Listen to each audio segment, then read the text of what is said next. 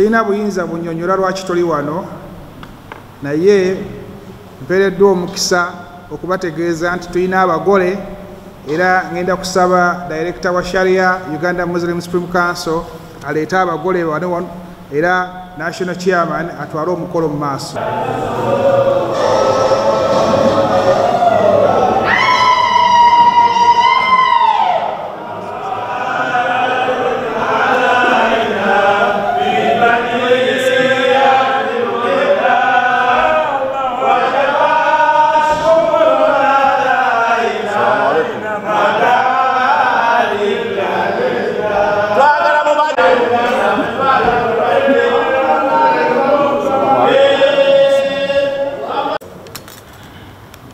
I have the honor today to introduce to you two members who are successfully have been selected and elected by the College of Sheikhs to be the head and the leader of the Uganda Muslim Supreme Council for next 5 years. Allahu Akbar! La ilaha illallah, Allahu Akbar, Allahu Akbar, wa lillahi alhamdu. I therefore honored to present to you the candidate who has been successfully duly selected and elected as the Mufti of Uganda during the Majlis Ulama meeting convened on 20th February 2025. And this is Dr. Sheikh Sha'ban Ramadan Muwajji.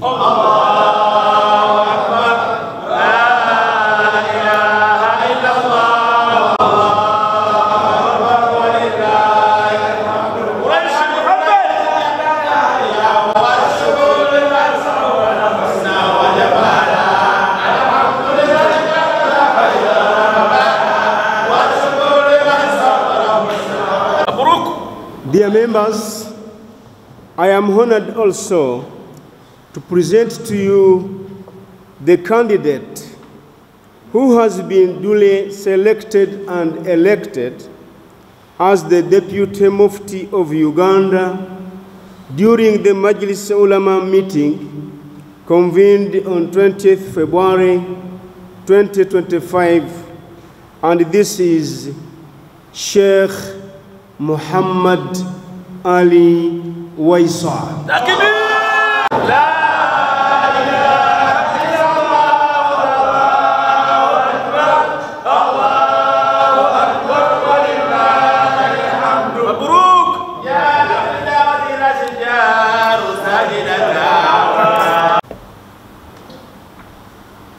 Uganda mwenna n'ensi yonna, assalamu alaikum warahmatullahi wabarakatuh.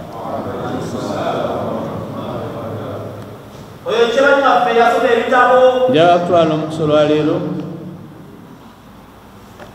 kubategeeza ku biriwo mu Uganda Muslim Supreme Council, naddala ku kifo ekya His Eminence the Mufti of Uganda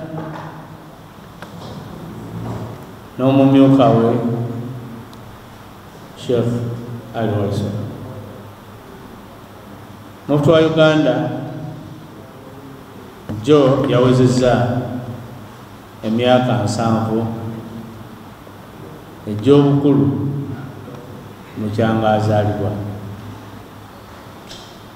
Constitution wa ssemateeka wa Uganda omukadde yali akirambika bulungi nti Mufti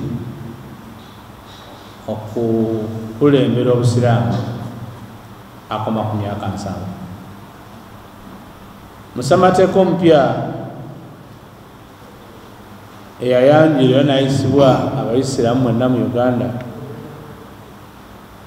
nga 2022 mwagamba nti emyaka egyo ijja ku myaka 47 gitwala okuva ku 4 paka ku 75.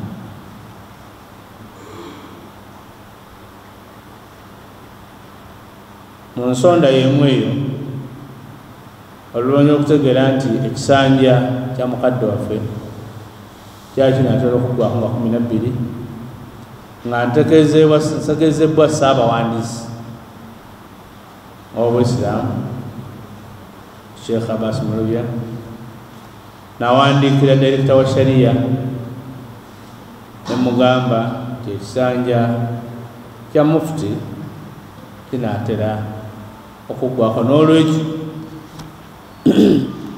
kyuza akatuuko ak'abasheekh ab'okuntikka abamanyi nga bagoberera ssemateeka owa Uganda Muslim Council batulondere Mufti omupya ne Deputy omupya. Akatyo k'abasheekh bwe kaatuula ne keekenneenya nga kayise mu bannamateeka bangi aba Supreme Council n'abalala nga kasinziira mu ssemateeka oyo kazza obubaka mu joint session nga kagamba tugeregereza constitution n'ebiriwo gye tuvudde we tuli ne gye tulaga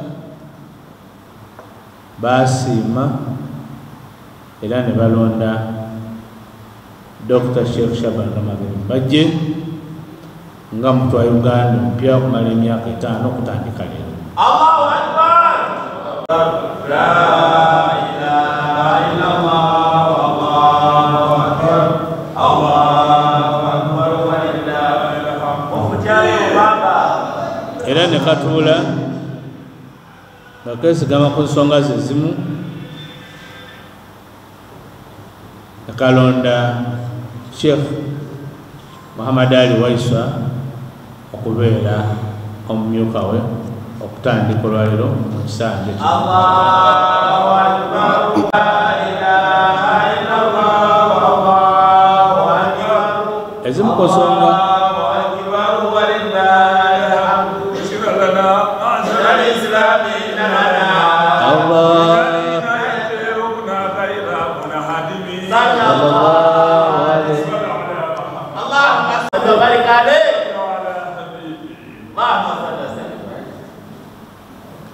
oluvannyuma okufuna alipoota eyo twatumanga aba executive okugenda mu regioni zaabwe ez'enjawulo okubuuza ku bamembers ba General Assembly n'abasiraamu mu Uganda yonna mu regioni ze 10 endowooza yaabwe ku ekyo majlisi yali esazeewo eriki era obubaka obwo baabukomyawo nga tugenze mu joint session ne bagamba nti bakkiriziganya ne majlisi ulama nti olw'okutwala obusiraamu mu maaso inshallah olw'obutebenkevu n'enteekateeka ey'okukyusa obukulembeze mu myaka egijja entebenkevu eggumidde tebalina buzibu nakyo.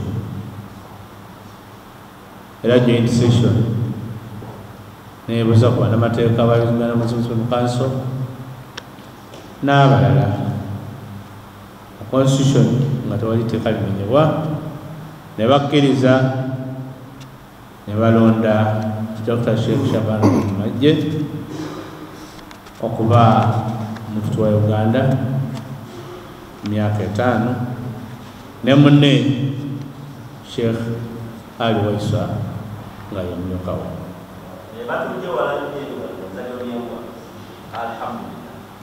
Njagala okwogera ku nsonga eri mu mawulire ennaku 2 eziyise. Abasiraamu basatu mu ddembe lyabwe kuba bambazi wa Uganda Muslim Council bagenda mu kooti mu nsonga ennyingi ze baawaayo nga zirimu obutundu bwe busooka kwali okugaana oba okusaba kooti obutakkiriza Sheikh Dr. Shaban Rahman Majje okulondebwa ku bwa mufti ne deputy we tekuba emyaka gyali giwaddeyo. Ensonga eyo bweri mu kooti saagala kugyogerako nnyo okujja kukakasa abaisiraamu nti Majlis Ulama ne joint session twebuuza nnyo ku bamanyi ab'amateeka tukakasa nti olw'obunyuma bw'Isiraamu kye twakoze inshallah kyekituufu kyekirungi ekyala obusiraamu mu maaso era tusaba Allah akkirize mu mwezi guno akigumize bwatyo. Ensonga y'okubiri yabadde yakuyisa kiragiro kitugaana kulayiza Sheikh Shaban Ramadhan Mubajje ne deputy we. Njagala kukikkaatiriza sinnafuna bbaluwa abatteeka liba mu kooti litugaana kulayiza abantu bano ababiri. Allahu Akbar, la ilaha illallah, Allahu Akbar, Allahu Akbar, walillahil hamd. Naye ate era njagala kukiddamu kikkaatiriza nti abantu bano abiri babadde mu ofiisi tetugenda okukola leero si kulayira, tugiyita okwanjula abagole baffe abapya, inauguration or unveiling. Njagala kusaba Allah wekitiibwa atuwe obumu ng'Obuyisiraamu, atuwe emitima egikoleragana awamu, atuwe okumanya n'okutegeera nti tusobola kutambula nga tuli omuntu omu, atuzze waka ffenna tutambule tumale ebizibu byaffe biba biri kuba ennyumba bibeeramu nga tubimalira mu Buyisiraamu. Naye okusingira ddala inshallah bakadde baffe bazzeemu okuwa obuyinza okuba nti batukulembera emyaka gino Allah gy'abawadde, abawa okumanya n'okutegeera n'obuvumu nga wabadde abawa n'okwongeramu okulaba ntambuza obuyisiraamu bwa Uganda inshallah okudda ku bukulembeze obunaddamu. Wa sallallahu ala sayyidina Muhammad wa ala alihi wa sahbihi wa sallam walhamdulillahi rabbil alamin. Wassalamu alaykum wa rahmatullahi wa barakatuh. Allahu Akbar, Allahu Akbar, Allahu Akbar, walillahil hamd. أعوذ بالله من الشيطان الرجيم. بسم الله الرحمن الرحيم. إن ينصركم الله فلا غالب لكم وإن يخذلكم فمن ذا الذي ينصركم من بعده وعلى الله فليتوكل المؤمنون. صدق الله العلي العظيم. Owekitiibwa National Chairman owa Uganda Muslim Supreme Council n'omubeezi we, Owekitiibwa Director wa Sharia, ab'ebitiibwa bammemba ba Majlis Ulama ne bammemba ba Executive abali wano, ab'ebitiibwa bammemba ba General Assembly eya Uganda Muslim Supreme Council, ab'ebitiibwa bammemba ba Management eya Uganda Muslim Supreme Council, ab'ebitiibwa ba District Qadhis ne ba Regional Assistants aba Mufti wa Uganda. Okusookera ddala ntendereza Allah subhanahu wa ta'ala ow'ekitiibwa era ne musaba assa okusaasira n'emirembe eri ow'ekitiibwa Mukama waffe Nabbi Muhammad, okusaasira n'emirembe bibeere gy'ali. Allah atutegeezezza mu aya egy'ensomi y'ekikumi mu enkaaga mu Surat Ali Imran Allah agamba nti bw'abanga ye Allah asiimye n'akutaasa n'akuwa obuwanguzi tewali agenda kuwangula mulala. Ate Allah bw'aba asazeewo okukkakkanya tewali agenda kuwa buwanguzi obwo oluvannyuma lwa Allah okukkakkanya. Era Allah n'atukubiriza nti twandisigadde ffenna abakkiriza nga tumwesigamirako ebiseera byonna. N'olwekyo neebaza Allah olw'obuwanguzi buno bw'atuwadde olunaku lwa leero. Nze ne mukama wange His Eminence the Grand Mufti of Uganda Dr. Sheikh Shaban Ramadan Mubajje tukimanyi nti Allah subhanahu wa ta'ala yennyini nsonga era ng'obuweereza bwe tulimu bwa ddiini eno ey'Obusiraamu. Tusiimye eri bakadde baffe abamajlisul ulama okutussaamu obwesige obwo n'okulabawo ebyo bye tuzze tuweereza Obusiraamu n'eggwanga okutwalira awamu. Nkubira abasiraamu ffenna omulanga bannange nti ebintu biri bibiri mu ddiini yaffe ey'Obusiraamu. Nabiyuna Muhammad sallallahu alaihi wasallam yabyogerako nga birongo, nabyo nga alwala walbara. Alwala okwewagiragana fekka na fekka, okweyagala fekka na fekka. Walbara n'okukyawa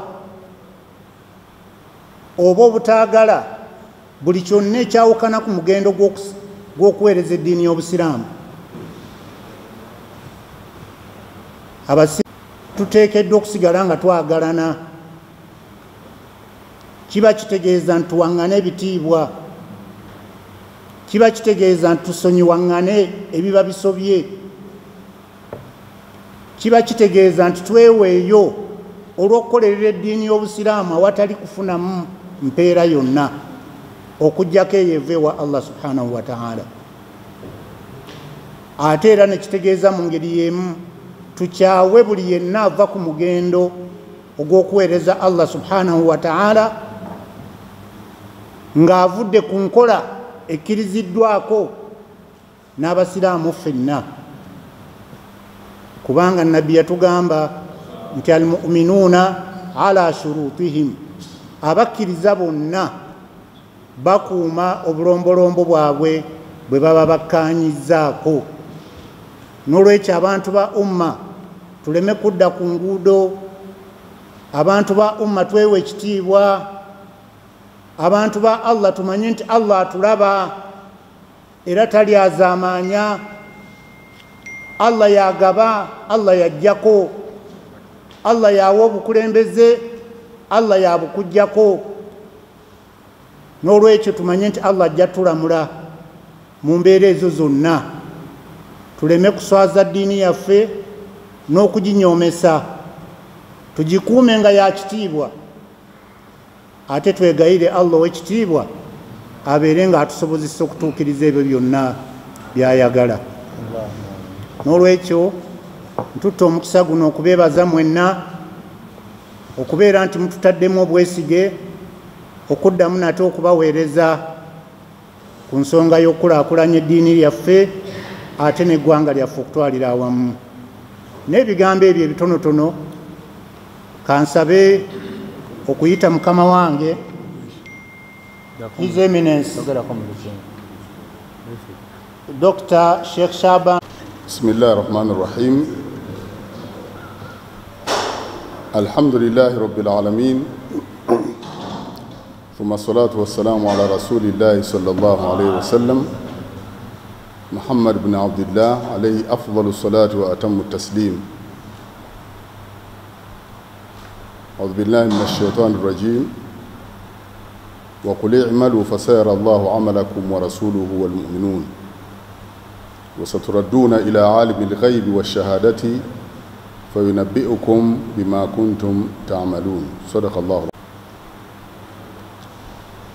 Honorable Chairman, Uganda Muslim Council, Professor Dr. Muhammad Kisambira Lubega, Deputy Chairman, Uganda Muslim Supreme Council, Al-Hajj Muzammil Abon, the Director of Sharia, Uganda Muslim Supreme Council, Dr. Ziad Saleh Lwanga,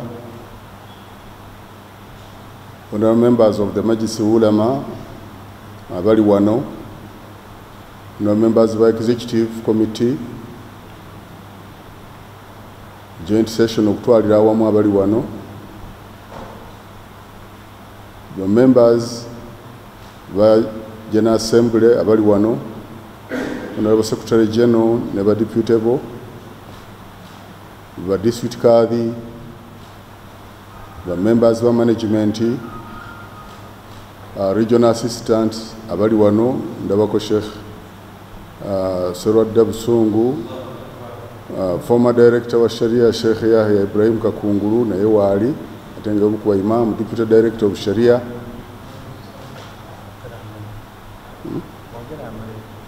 deputy director Sheikh Yahya Kakungulu, deputy director of Sharia,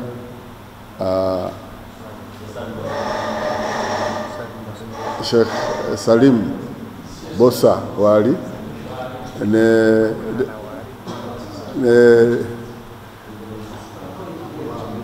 wankole Kigezi regional assistant naye wali wadenga akola mu halali.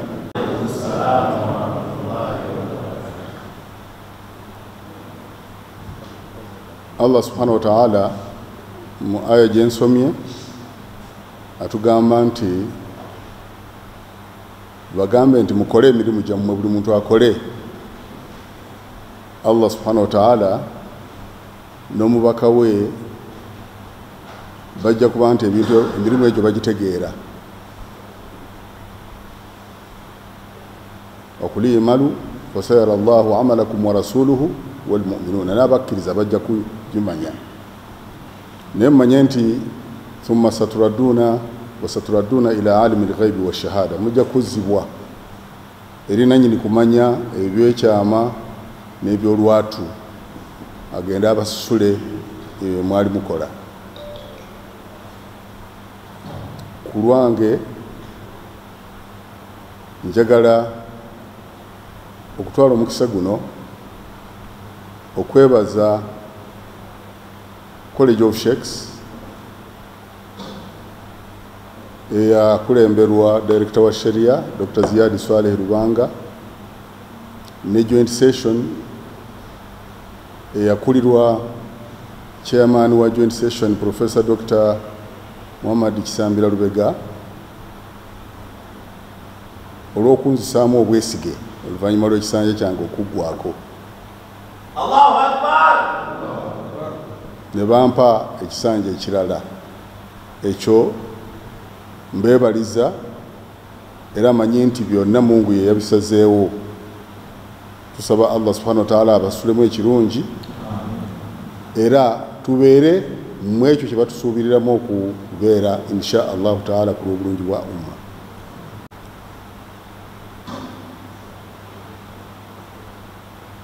Nga 12 Desemba bwe twali tujaguza emyaka 50, bigambo byange byali bimpi, n'ekikulu kyalimu nti ffenna tumanyi Uganda Muslim Supreme Council gye yava era ne we yali etuuse oluvannyuma lw'emyaka egyo. Ebigambo byange byali bigamba nti kye nasaba Allah subhanahu wa ta'ala yakituukiriza n'asinzaawo kye nali nsuubira. Era ne mbagamba nti omulimu gwange gwali gulabika nga gujjudde. Kye nali ŋŋenderera kwe kuba nti sikyasaba kisanja, oba mwali mukitegeera. Sikyasaba kisanja kirala, ebyange byali bigize eki bijjudde.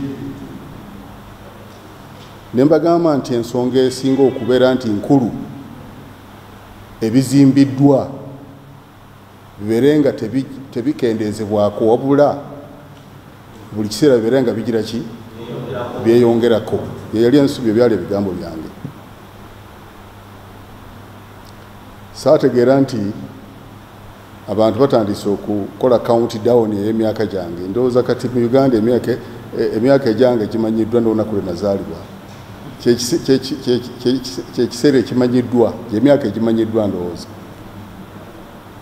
Ekyo nkyebaliza mange Khadija Nambozo nti bwe yanzaala ku lunaku olwo lwali lwa mukaaga, zaali ssaawa 12 za kumakya ku subuhi, yali tamanyi nti bajja kubala essaawa ezo paka n'olwalo babaleeri kati zaweddeko ssaawa 6 ogw'ekiro.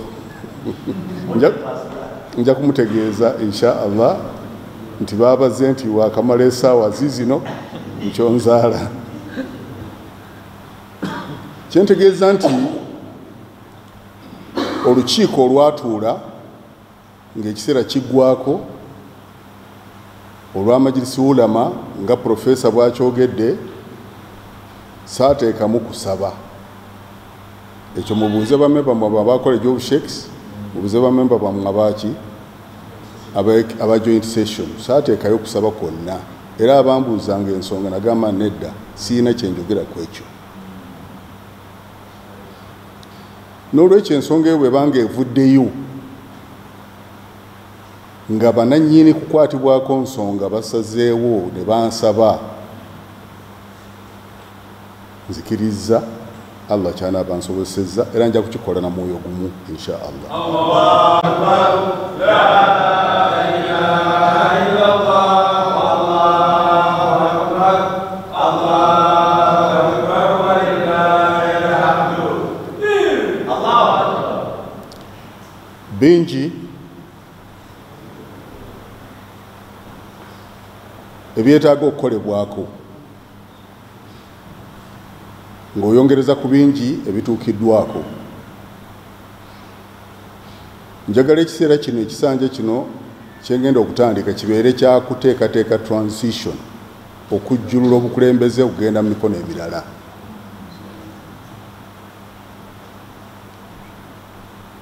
Mugende mpola, temwogera bingi, mulina structures zammwe, College of Sheikhs ne joint session executive nga yegasseeko, mutandike okunoonya ebirowoozo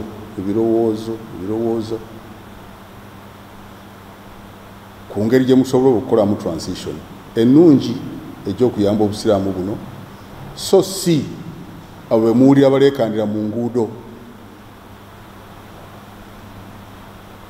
Abo abaleekandira mu nguudo, abadduke ababuna emiwobo eno n'eri, bwe tubawuliza tutya nnyo nti bayinza okubeera nti Mungu baseerera ne beesanga nga bali wano.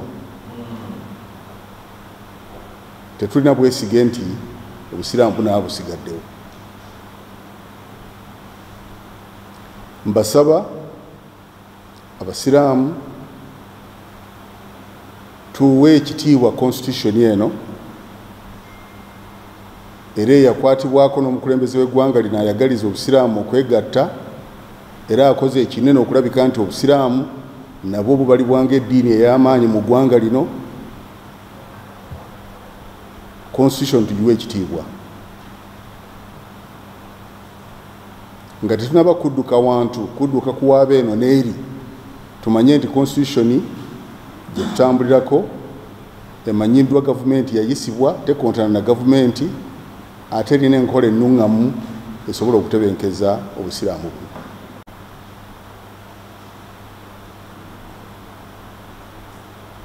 Ebitongole ebirala ebitali bya busiraamu oba ebitali bya mu ggwanga lino, njagala mbategeeze nti obusiraamu bwa Uganda Muslim Supreme Council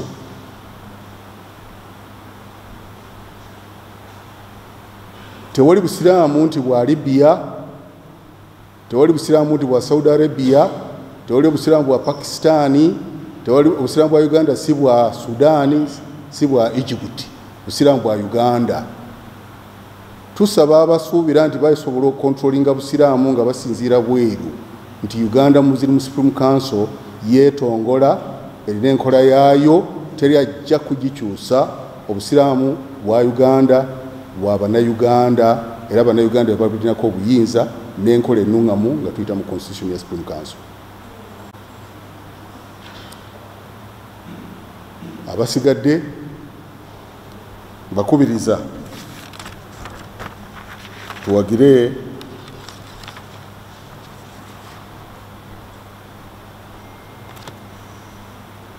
Uganda Muslim Council mu program zaayo insha Allah.